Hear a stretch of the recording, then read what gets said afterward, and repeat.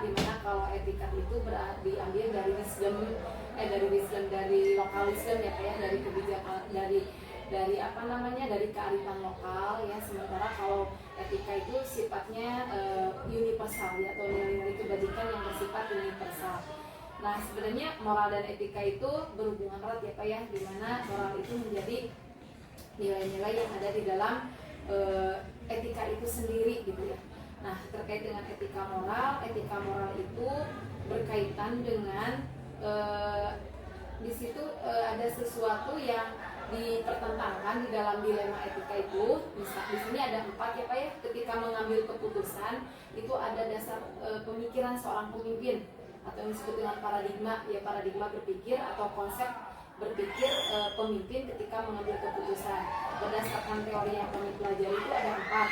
Yang pertama yaitu dilema individu melawan kelompok. Nah, dilema individu melawan kelompok, misalkan ketika kita berada di dalam sebuah sistem, nah di situ yang namanya individu itu mempunyai prinsip-prinsip kebajikan yang menurut moral itu adalah sangat benar gitu. Tapi ketika itu dihadapkan dengan kepentingan kelompok, kepentingan organisasi, mau tidak mau orang tersebut juga itu menjadi sebuah dilema ya Pak, antara bertahan gitu ya dengan prinsip kebenarannya sesuai dengan aturan gitu, atau misalkan mengikuti gitu ya, sistem yang sedang berlaku atau sistem yang sedang terjadi di situ gitu ya, misalkan untuk melindungi organisasi, institusi ya, seperti itu yang terkait juga dengan loyalitas mungkin di dalamnya. Nah ini menjadi sebuah dilema etika yang dimana keduanya juga dianggap benar gitu Pak. Kemudian yang kedua dilema etika ya, rasa keadilan dengan kasihan ya, rasa keadilan dengan kasihan. Rasa keadilan dan kasihan itu misalkan ketika kita menemukan sebuah kasus gitu ya, antara peraturan dan untuk mempertahankan kepercayaan dengan kasihan kita gitu, terhadap individu atau kelompok tersebut. Dan mungkin Bapak sering menghadapi dilema ini gitu ya, antara kita harus kasihan gitu, empati gitu ya terhadap seseorang, kelompok atau golongan gitu ya, tetapi kita juga dipertentangkan dengan peraturan yang ada gitu, sehingga apabila kita lebih kepada empati gitu ya, dengan pertimbangan empati, berarti di situ ada nilai yang kita cacati gitu ya, misalkan kepercayaan gitu ya, atau juga ada peraturan juga yang dilanggar gitu, yang sekiranya sebenarnya adalah benar gitu ya. Kemudian juga ada dilema antara kebenaran dengan kesetiaan Pak. Kebenaran dengan kesetiaan, misal ketika ini mungkin juga sebuah dilema ya Pak ya, ketika seorang pimpinan gitu ya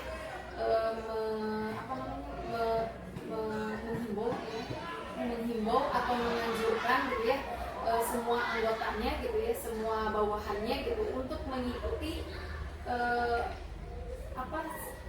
himbauannya gitu ya. Sementara himbauannya tersebut juga mengandung dilema etis gitu Pak, dilema etis seperti tadi contoh kasus untuk menaikkan nilai gitu. Nah di situ kan, di sini ada dilema gitu bagi guru-guru gitu, ketika guru-guru dituntut untuk menaikkan nilai dengan prosedur yang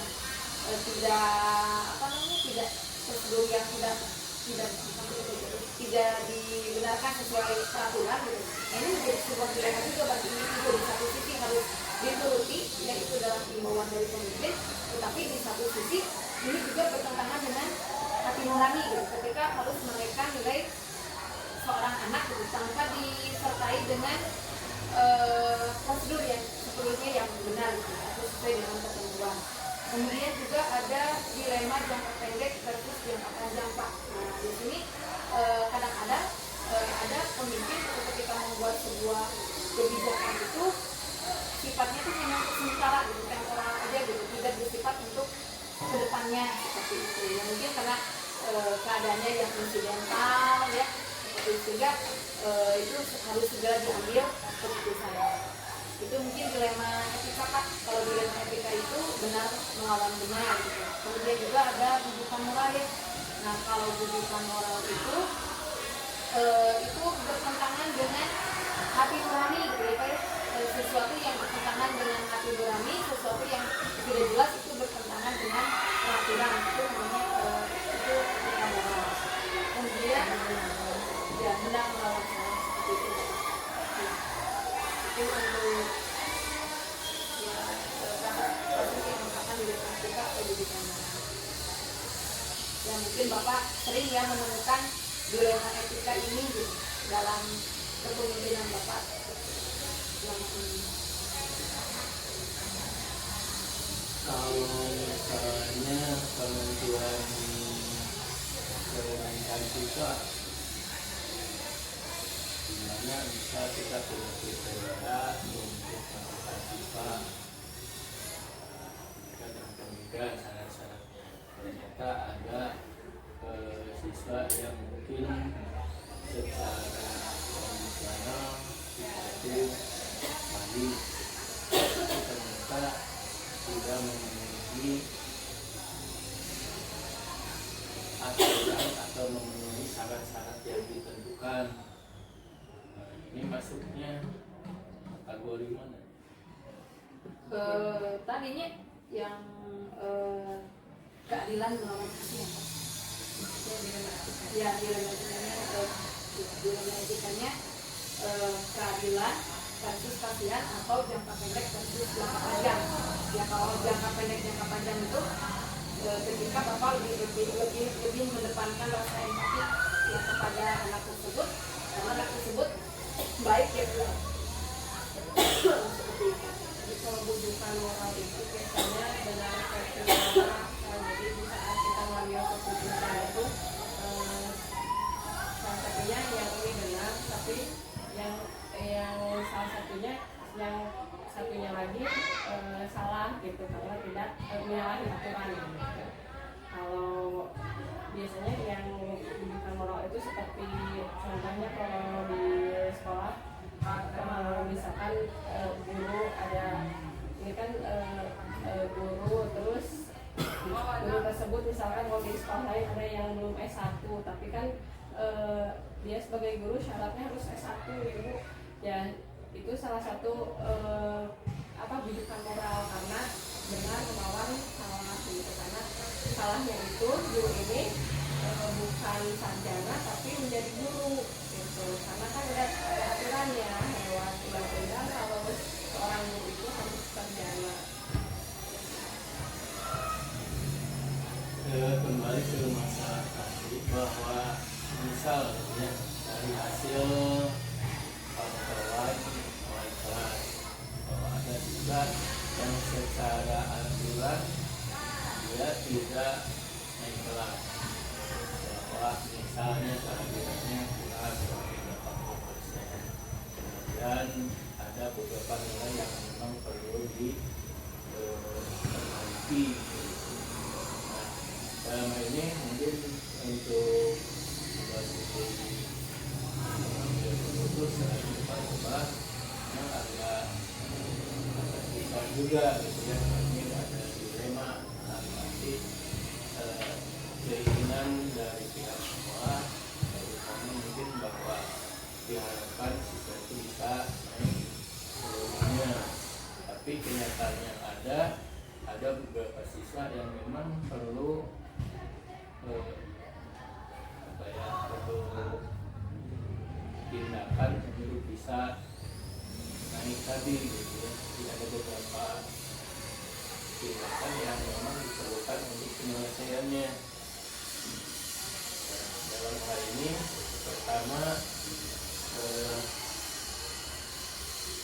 kriteria kenaikan yang ada mungkin kita bicarakan kembali dengan menyampaikan wali kelas, mungkin apa bisa dilonggar itu atau misalnya dibuat kriteria yang baru, dengan harapan bahwa siswa-siswa yang memang masih bisa dibantu itu bisa masuk kriteria.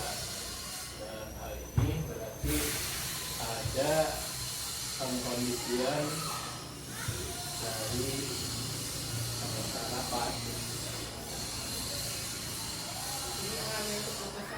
hanya dari bapak ya, jadi musyawarah. Karena ini memang merupakan suatu menjadi tanggung jawab bersama, gitu ya. Jadi bukan hasil dari keputusan pribadi, ya, terutama ini menyangkut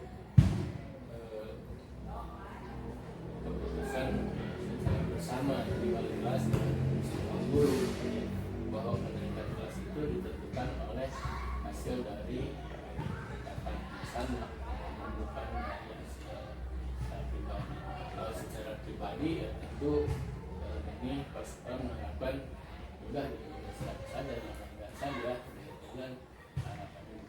Tapi ini juga berhubungan dengan norma atau aturan yang disepakati bersama. Kira-kira mungkin bagaimana?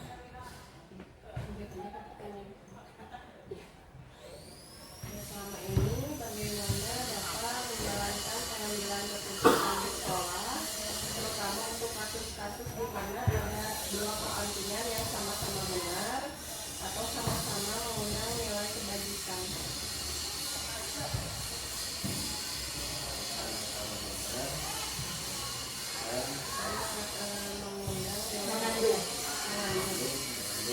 Nilai kebajikan.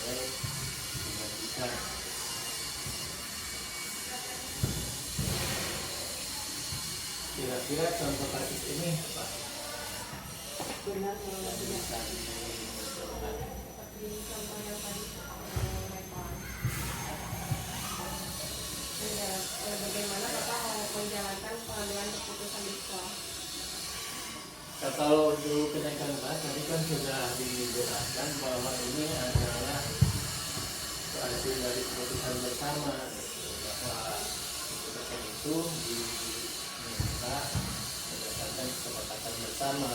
Artinya kalau misalnya dari hasil kesepakatan bersama itu misalnya diputuskan bahwa anak itu tidak naik, ya kita hargai keputusan bersama itu. Kalau misalnya dinyatakan naik, ya kita juga menghargai keputusan itu. Jadi pada dasarnya kalau menyangkut keputusan secara kelompok, nah kita mengikuti aturan di kelompok tersebut. Jadi tidak hanya berdasarkan kelompok pribadi. Jadi segala sesuatunya harus dimusyawarahkan. Ya, itu kalau misalnya memang perlu hasil dari kesepakatan bersama. Berbeda ketika misalnya hasil dari kesepakatan atau hasil dari keputusan pribadi, cuma nanti menyesuaikan dengan kondisi yang ada. Iya, disesuaikan dengan keadaan ya Pak ya, gitu. Keadaan. Iya, karena ini Bapak ngambilnya kan berbasis peraturan ya Pak. Kalau berbasis peraturan kan itu harus dibicarakan kembali gitu ya dengan semua guru gitu ya, sehingga keputusan yang Bapak ambil itu sudah sepihak gitu ya. Kemudian juga tadi untuk menaikkan kelas itu kan disertai dengan pertimbangan ya Pak, tindakan gitu, berupa tindakan-tindakan yang harus dilakukan kepada siswa tersebut. Jadi tidak dibiarkan begitu saja, tidak dibiarkan naik saja gitu, tetapi anak juga diberikan challenge gitu ya, bagaimana supaya dia naik gitu ya, tetapi dengan syarat-syarat atau ketentuan atau tindakan yang sudah dilakukan oleh sekolah. Untuk ketiga Pak, pertanyaan yang berikutnya, langkah-langkah atau prosedur apa yang biasa Bapak lakukan? Tadi udah ya Pak langkah-langkahnya. Jadi kalau untuk keputusan yang bersifat kelompok itu dimusyawarahkan ya Pak ya, dimusyawarahkan untuk mendapatkan kesepakatan. Kemudian juga hal-hal apa saja yang menurut Bapak efektif dalam pengambilan kasus atau dalam pengambilan keputusan pada kasus-kasus bioetika yang dianggap efektif Pak ketika dalam pengambilan keputusan pada kasus-kasus bioetika?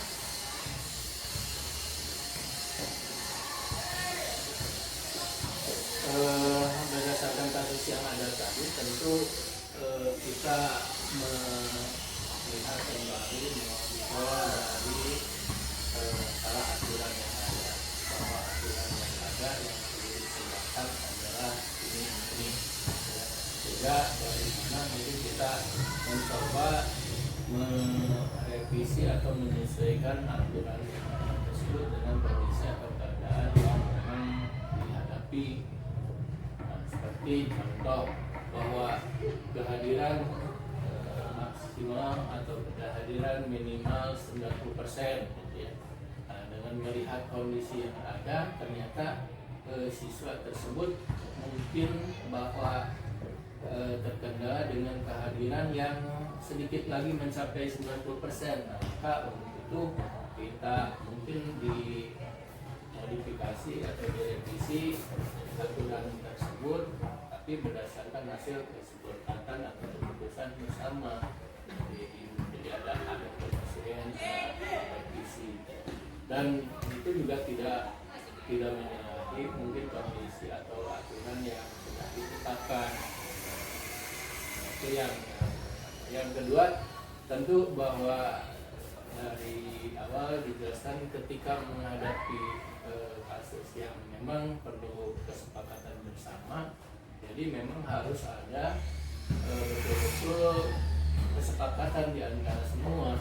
Artinya ketika mungkin ada beberapa hal yang tidak sesuai atau tidak sepakat, kita lagi tidak sepakatannya, sehingga memunculkan keputusan yang memang disepakati bersama. Jadi Bapak ketika mengambil keputusan itu berprinsip kepada peraturan ya Pak ya? Kepada peraturan ya. Ini Pak, terkait dalam pengambilan keputusan juga, hal-hal apa saja yang menjadi tantangan bagi Bapak gitu ketika pengambilan keputusan pada kasus-kasus di dalam tantangannya Pak?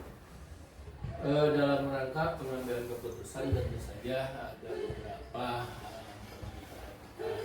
Pertama tadi aturannya, yang kedua bahwa kepentingan dalam hal ini mungkin antara individu yang di sekelilingnya itu juga berperan.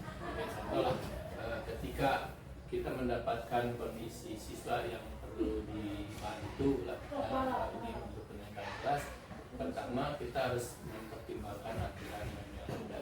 Yang kedua, usulan dari pihak kelas, dan kita sudah punya pertimbangan-pertimbangan tertentu, misalnya apakah ini perlu dibantu atau tidak perlu dibantu, itu perlu dipertimbangkan.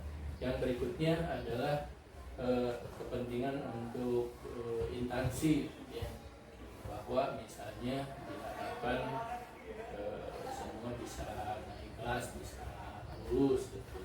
Nah, itu ada kepentingan untuk kepentingan yang kepentingan instansi. Berikutnya untuk kepentingan siswa ke depannya, kita juga tidak memutuskan dalam arti kita memberikan hukuman kepada siswa. Nah, diharapkan dengan hal tersebut mungkin kedepannya ada perbaikan atau misalnya ada perubahan, mungkin dengan dicoba diberi bantuan kedepannya bisa lebih baik. Walaupun terkadang kadang siswa juga tidak mengetahui bahwa mereka itu sebetulnya diperjuangkan gitu ya, guru gitu oleh wali kelas gitu. Jadi merasa bahwa mereka itu mungkin merasa dari hasil sendiri saja, padahal itu diperjuangkan itu oleh rekan-rekan di yang lain. Sehingga dengan berbagai keputusan, dengan berbagai kepentingan tersebut, tentu dalam pengambilan keputusan kita juga tidak menutup mata, harus mempertimbangkan hal-hal tersebut. Tadi kita mendengar ya Pak, mendengar semua pihak yang terlibat gitu ya, terutama wali kelas, kelas yang terlibat langsung dengan siswa tersebut, dan juga kita memikirkan anak untuk kedepannya ya, bersifat jangka panjang gitu ya, dengan memberikan pertimbangan berupa kesempatan kepada anak tersebut. Lalu apakah Bapak memiliki sebuah tata krama atau jadwal tertentu dalam sebuah sebuah penyelesaian kasus dilema etika. Jadi ada jadwalnya, atau langsung ketika menyelesaikan di tempat, atau memiliki sebuah jadwal untuk menyelesaikannya, bentuk atau prosedur seperti apa yang Bapak jalankan.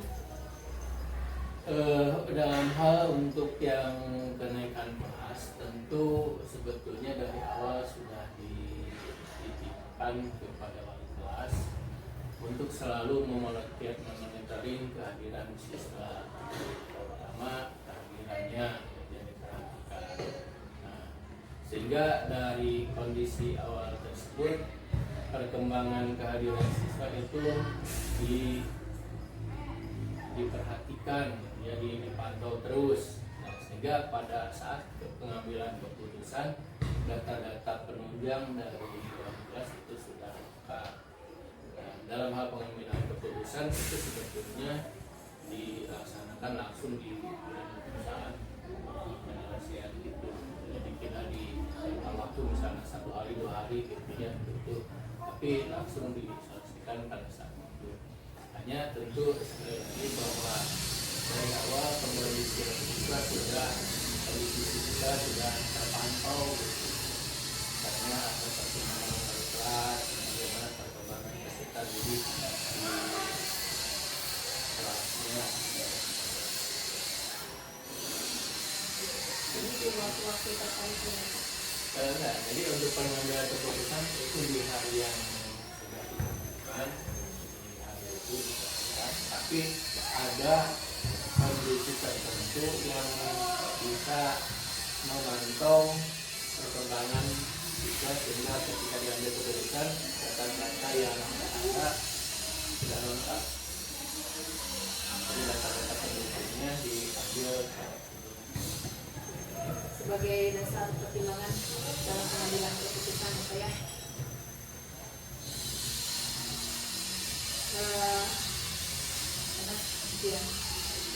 Selama ini ada nggak Pak faktor-faktor apa saja yang sudah mempermudah atau membantu Bapak dalam pengambilan keputusan dari kasus-kasus dilema etika?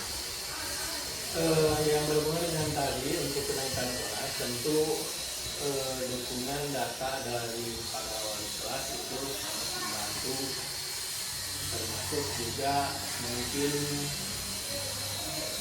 pemantauan dari wali kelas masing-masing juga membantu, termasuk laporan dari desa itu sangat membantu.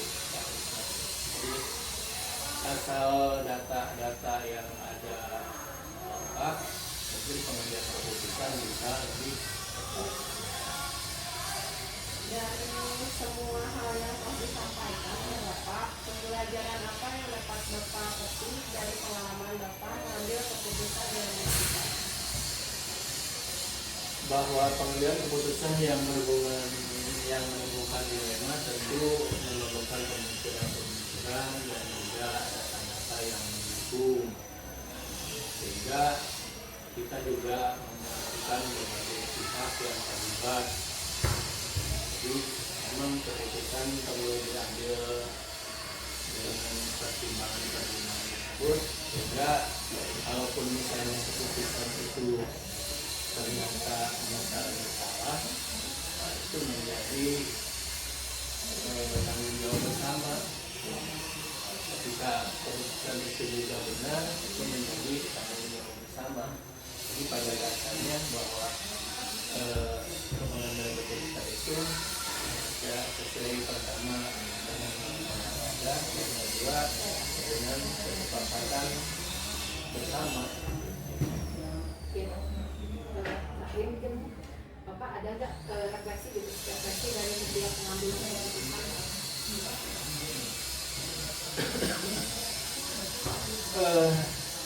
Setiap pengambilan keputusan tentu membawa risiko yang berbeda, risiko yang masih.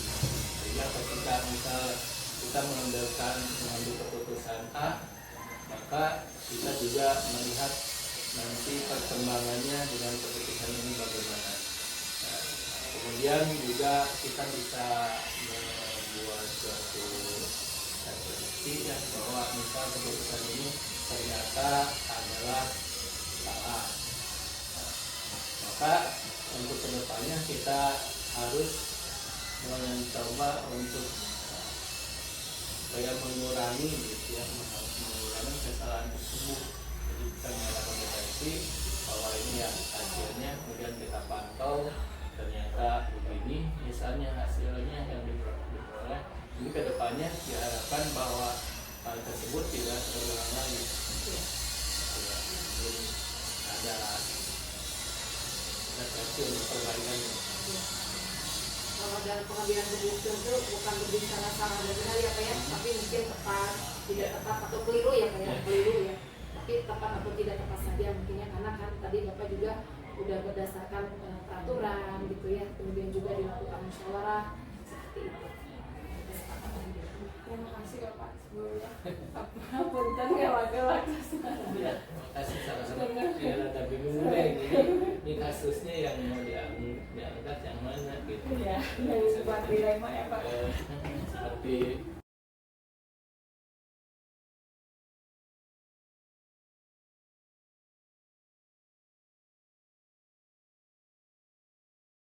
dalam hal mengambil keputusan itu, kalau sekira-kira bukan hal-hal prinsipil, saya pikir itu bisa.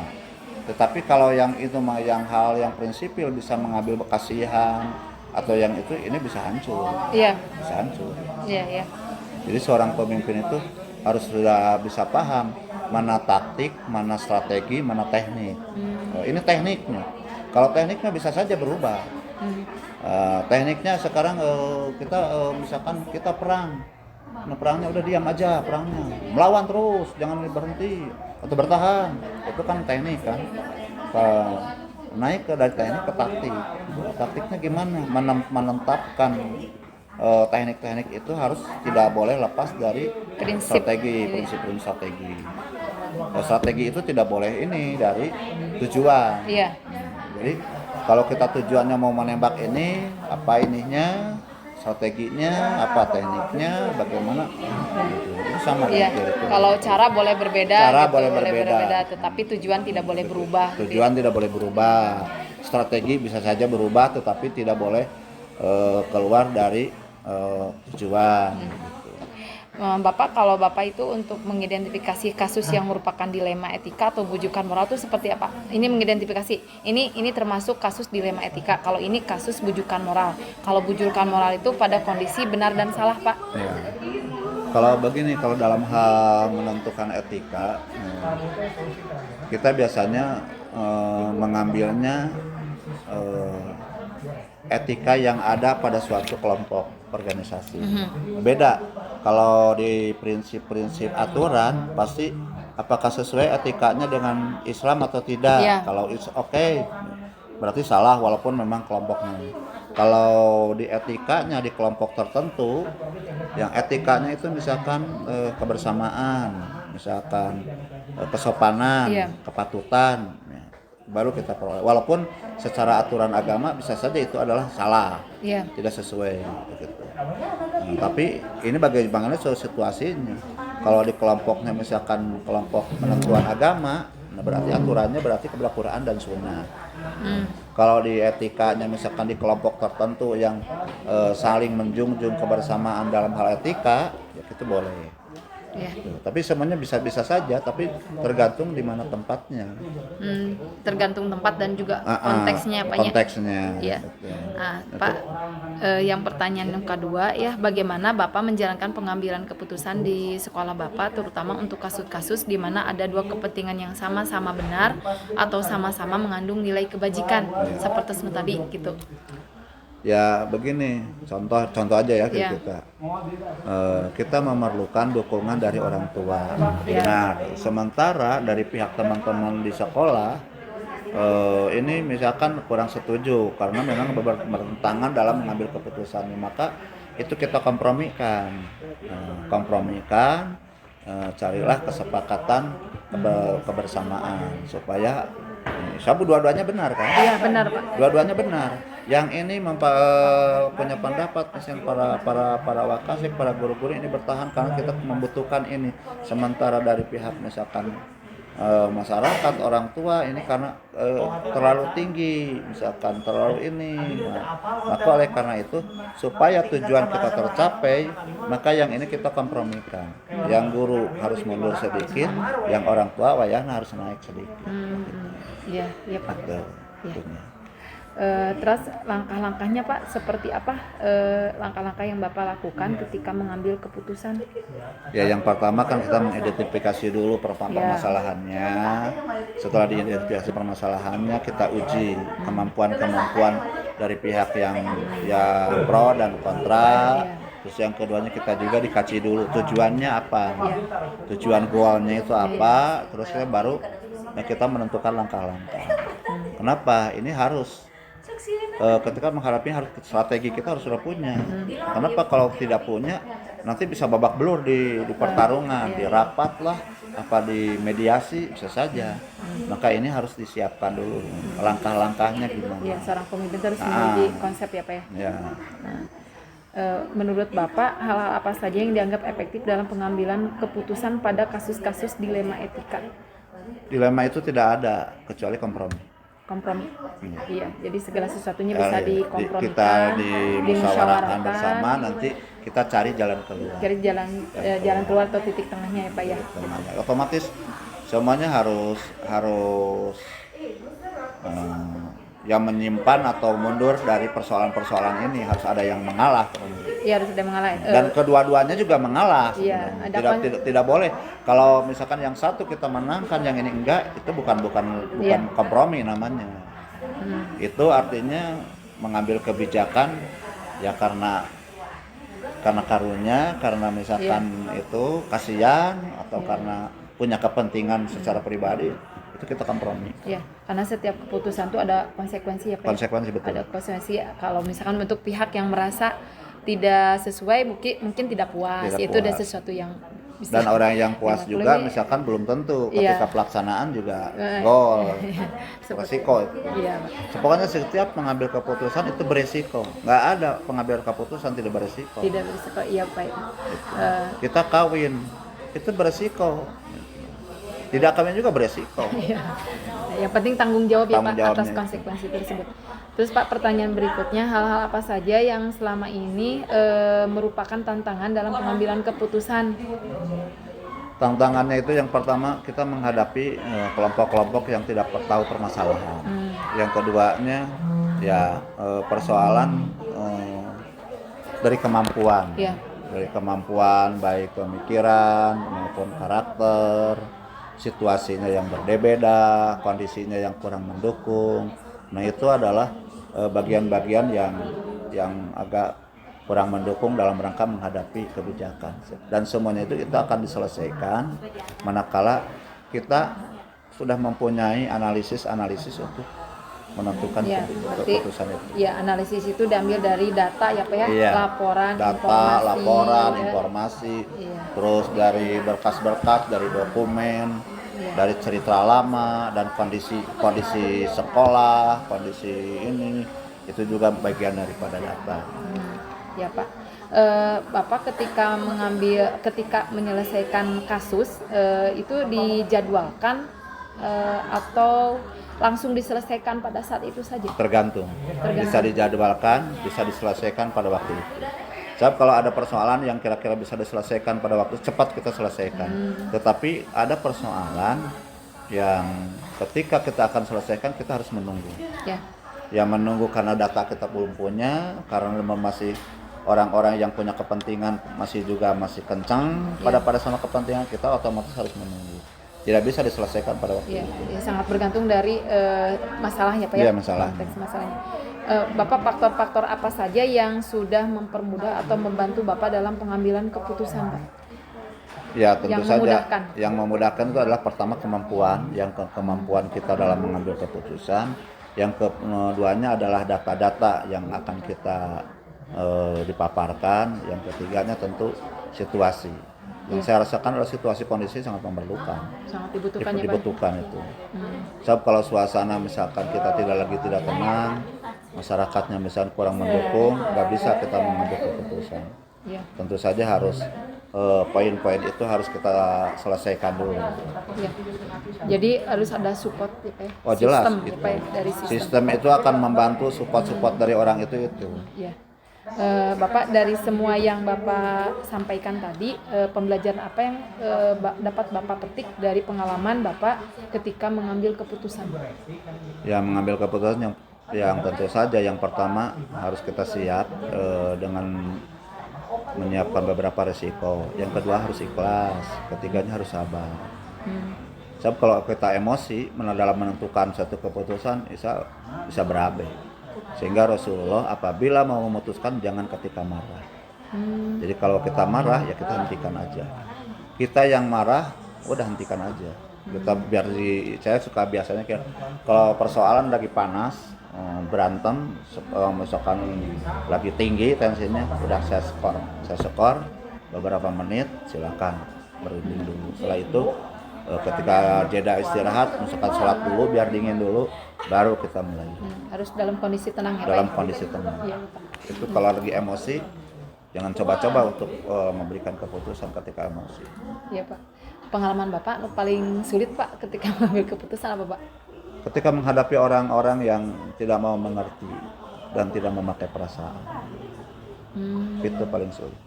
Pak, perasaannya, Pak, tidak semua pemimpin itu punya perasaan ya, Pak? Iya.